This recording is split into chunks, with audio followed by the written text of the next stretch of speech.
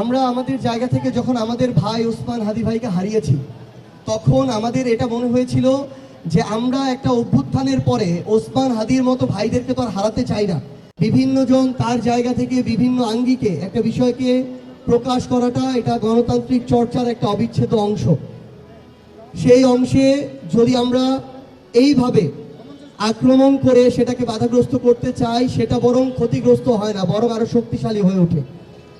সেই জায়গা থেকে আমাদের এই যে প্রথম আলোর সাথে যেটা হয়েছে, এটার সাথে আমরা সহমর্মিতা প্রকাশ করতে এসেছি এবং এই ঘটনার যেন কখনোই আর পুনরাবৃত্তি না ঘটে, সেই জায়গা থেকে আমরা এই অন্যায় যেটা হয়েছে আমরা আমাদের জায়গা থেকে চাই যে সেটার যেন সুষ্ঠু তদন্ত সাপেক্ষে বর্তমান সরকার সে বিষয়ে উপযুক্ত ব্যবস্থা গ্রহণ করে।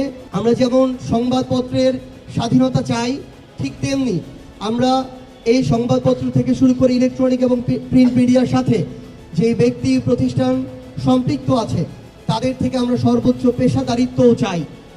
আমরা আহ্বান করব পুরো দেশের মানুষকে, দেশের এবং দেশের বাইরে বাংলাদেশপন্থী যারা আছেন তাদের কাছে আমরা আহ্বান, আমরা আমাদের জায়গা থেকে যেন আমাদের এই প্রত্যেকটা প্রতিষ্ঠানের ব্যক্তির ওইটুকু স্বাধীনতা নিশ্চিত করি।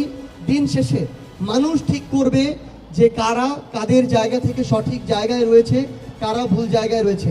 কিন্তু এই ধরনের আক্রমণ কখনোই আমরা আমাদের জায়গা থেকে প্রত্যাশা করি না।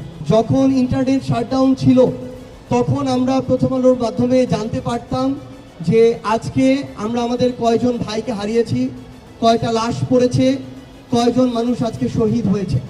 তো তাদের সেই যে চেষ্টাটা ছিল কঠিন সময়ে, যখন অসংখ্য মিডিয়াকে প্রভাবিত করে তাদের নিউজ সামনে আসা পর্যন্ত বন্ধ করে দেওয়া হয়েছিল, তখন যে প্রথম আলোর চেষ্টা ছিল, এটা আমরা আজকের দিনে অবশ্যই আমাদের জায়গা থেকে শ্রদ্ধার সাথে স্মরণ করতে চাই।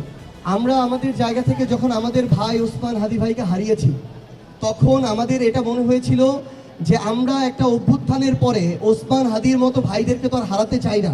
আপনারা যারা অভ্যুত্থানের সামনে সারিতে ছিলেন, লড়াই করেছেন, আমরা তো আপনাদের কাউকে আর হারাইতে চাই না। এই জন্য আমাদের মনে হয়েছে যে আমাদের আরেকবার এই জায়গা থেকে একটা চোখে আঙুল দিয়ে দেখিয়ে দেওয়া হয়েছে যে আমরা যদি ঐক্যবদ্ধ না থাকি, আমরা যদি আমাদের জায়গা থেকে এই মতপার্থক্য, বিভাজন এগুলোকে একপাশে রেখে বাংলাদেশের জন্য এক না হই, তাহলে আরো অসংখ্য ওসমান হাদিকে জীবন দিতে হবে।